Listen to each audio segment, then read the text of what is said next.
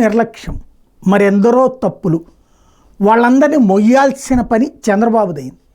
ఆ మోసేటటువంటి క్రమంలో ఆయన చేస్తున్నటువంటి ప్రచారం లేదా ఆయన తరపున చేస్తున్న ప్రచారంతో అసలు విషయాలు పక్కకి వెళ్ళిపోయినాయి.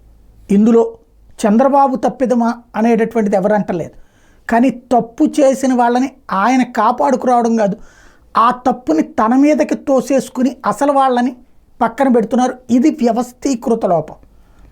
ఇక్కడ శనివారం పూట అనగా గేట్లు ఎత్తుతామంటే ఆదివారం పొద్దున వరద నీళ్లు వచ్చేదాకా ఎవరికి ఎందుకు ఇంటిమేట్ చేయలేదు, ప్రభుత్వ యంత్రాంగం అంతా ఎందుకు నిద్రపోయింది, ఇది దీని వలనే కట్టుబట్టలతో నడి రోడ్డు మీదకి వచ్చారు, వేలాది కుటుంబాలు, లక్షల మంది ప్రజలు సర్వనాశనం అయిపోవడానికి కారణమైంది అది.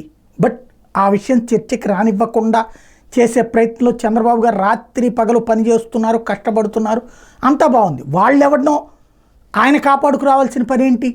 ఎందుకు నెత్తిని పెట్టుకోవాలి వాళ్ళని? తప్పు చేసినటువంటి వాళ్ళని శిక్షించాలి కదా, ఎందుకు చూస్తూ కూర్చుంటున్నారు? నెంబర్ 1.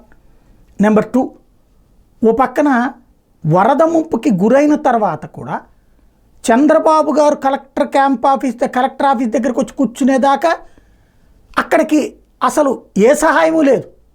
వాళ్ళని ఎవరు రక్షిస్తారో తెలియదు, ఏమీ పట్టించుకున్న వాళ్ళు లేరు. సాధారణంగా వరదలు వచ్చినప్పుడు ఏం చేయాలి? రిహాబిలిటేట్ చేయాలి.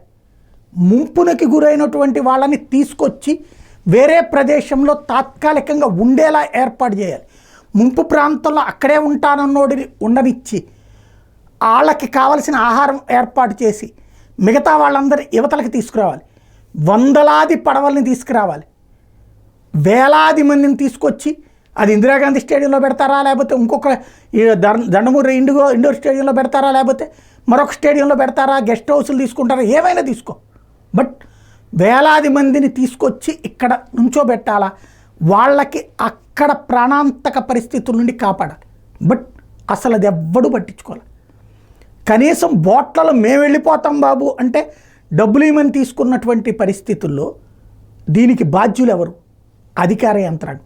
బాబు అక్కడే తిరుగుతున్నారు, కానీ ఈ సమస్య పరిష్కరించలేదు అధికారులు, వాళ్ళ చేత చేయించలేకపోయారు. ఇది 2వ వైఫల్యం. 3వది వచ్చేటప్పటికి తిండి పంపించినటువంటి వాటిట్లో సమన్వయ లోపం. ఆయనే చెప్పారు డైరెక్ట్గా నాదెళ్ల మనోహర్ గారిని అడిగినటువంటి సందర్భంలో.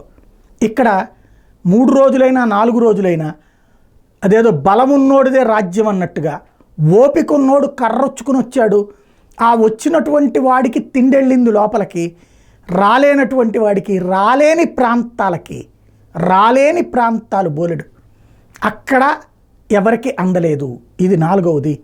సాధారణంగా ప్రకృతి వైపరీత్యం సంభవించినప్పుడు తక్షణ ప్రత్యామ్నాయ చర్యలో కమ్యూనికేషన్ ముఖ్యం, సమాచారం అందించడం ముఖ్యం. ఆ సమాచారాన్ని అందుకోవాలంటే ఆ లోపల ఉన్నోడికి మనతో కమ్యూనికేట్ కావాలంటే వాడికి సిగ్నల్ రావాలి.